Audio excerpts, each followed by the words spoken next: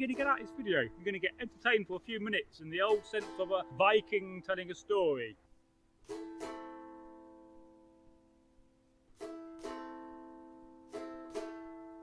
Hello, it is I, Bragi, and we're here for another story day. Oh yes, you can't beat a good story on this channel, and we have told a few.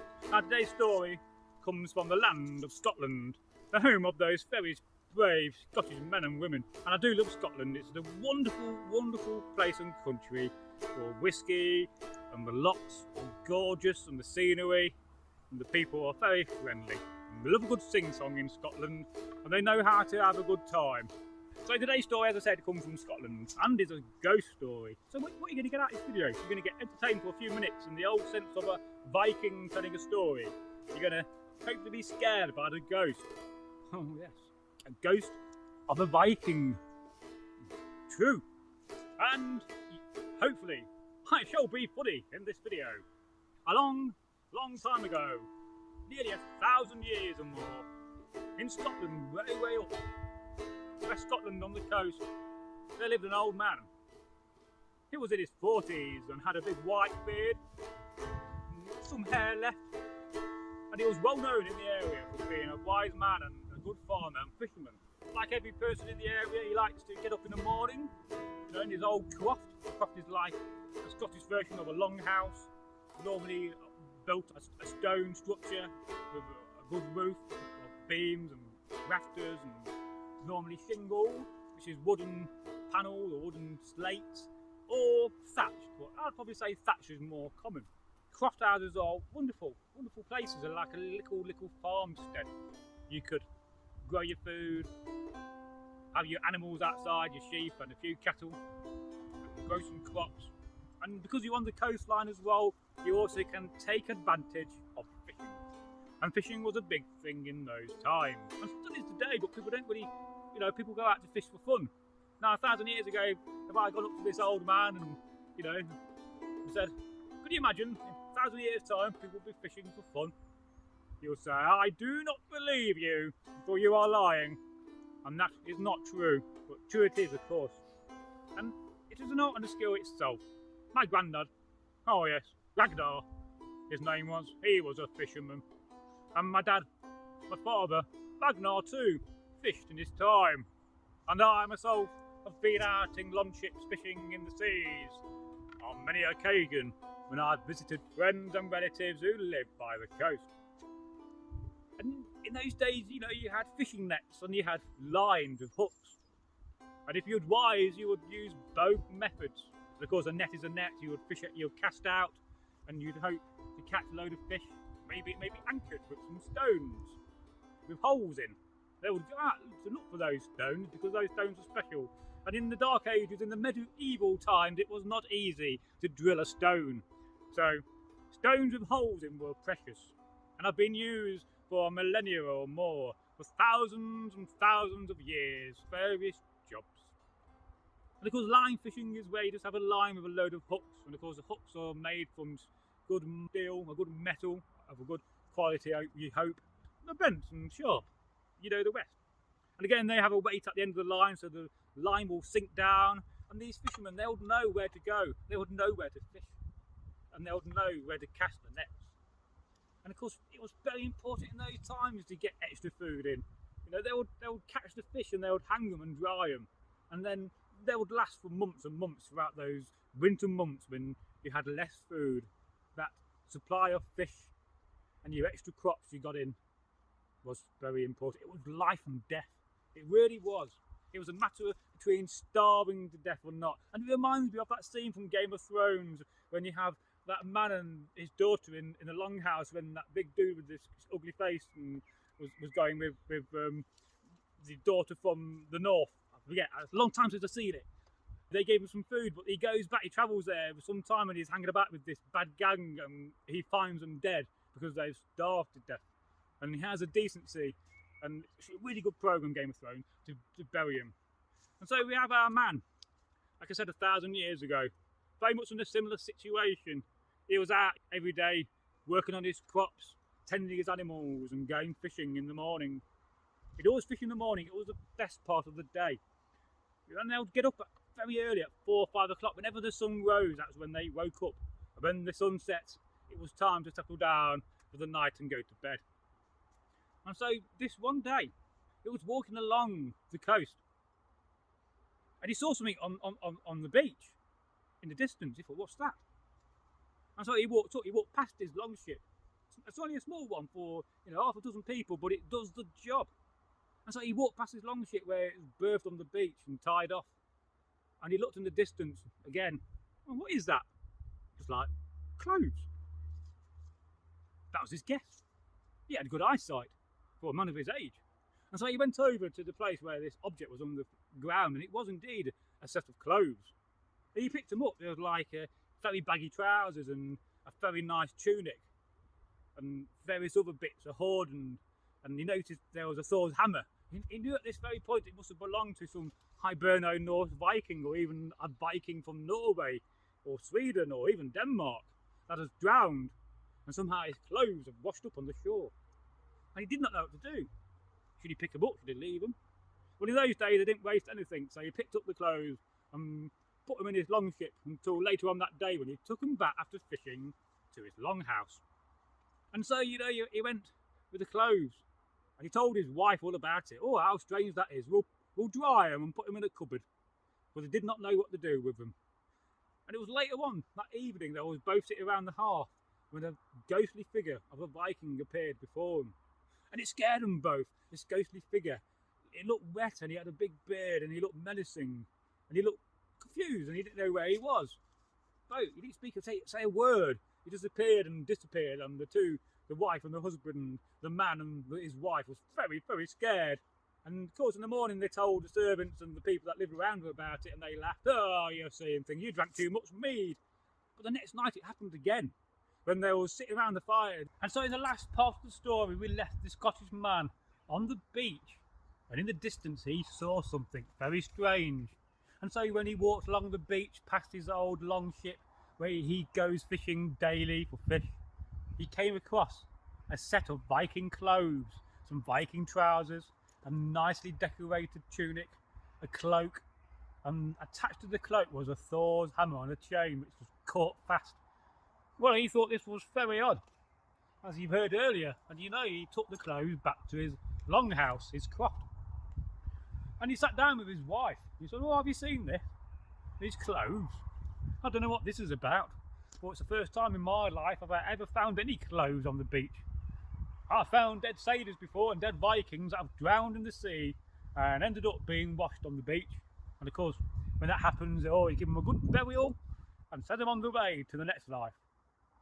But this is the first time he had found a set of clothes and no body. It was most strange. Some say in his longhouse, his family talked about it, and they said, well, that's supernatural if you ask me, and it's not right. And so some days passed, and his family kept on talking about it. For he lived with his brothers, and he lived in a big croft, a big longhouse with all of his family, because people did that in those days. If they could not afford their own longhouse on their own land, they lived together. And they talked about it. And after a few more days, it got out in the locals and in the villages. They was all talking about these clothes of this Viking warrior. And they knew that the warrior was wealthy, but the clothes were very fine and had all nice wool. Oh, wonderful, wonderful quality. And so they knew that the man who must have had these clothes was rich. And as I said previously, when the man went to bed, the first night he saw an apparition of a ghost of a Viking standing in front of him. And again, the next night when he went to bed, the ghost appeared again before their hearth, wandering about the house looking lost, muttering to themselves, where shall I go, where shall I go? This got out, and all the locals knew that this old man's longhouse, his croft, is now being haunted. And this continued to happen for some time. At first he went to the local blacksmith, who was a wise man in a few villages away, and he asked him, and the blacksmith said, well, you must bury the clothes, and that will get rid of your ghost. And so at first he tried this, he got a leather sack. He didn't want to just bury them in the ground. He had respect, so he put them in a leather sack and he buried the sack. And then the night came again. And he thought, well, all's going to be well. There'll be no ghost and I can go my way and live my life in peace. But again, the ghost of this Viking with his big beard and long hair appeared again before him. And again he was saying, oh, I'm lost, where shall I go, where shall I go? These were the words that were muttered by the ghost. One night one of his servant ladies was walking in the long house and she saw the ghost and was scared to her wit's end and left the place of employment. Said, I'm not working for you no more, not whilst there's a ghost in this house. I'm afraid of no ghost, but are you? And so, more days and weeks passed. He decided to go and see an old friend who lived a few leagues away in an old croft on a cliff. And so he went to saw the old friend, an old wise man, big white beard. You could tell he's lived a long life and lived a life. And he said, well, in the old days, he said, in my grandfather's time, we would have consulted the Viking gods over this, and we would have praised to the god Odin to take away this ghost. And that probably would have worked for us. But now we live in the times of Christianity, for these are the times when these medieval people have been Christianised. And they had churches in villages, and everywhere was part of a parish. He said, now we live in these times, you must go to the priest and speak to him. Well, that is the only route I can see for you getting rid of your ghost. And I'm sure you agree, having a ghost come in your house every night and mutter words like, I am lost, I am nowhere to go, I am lost. It's very scary. This is what the man did.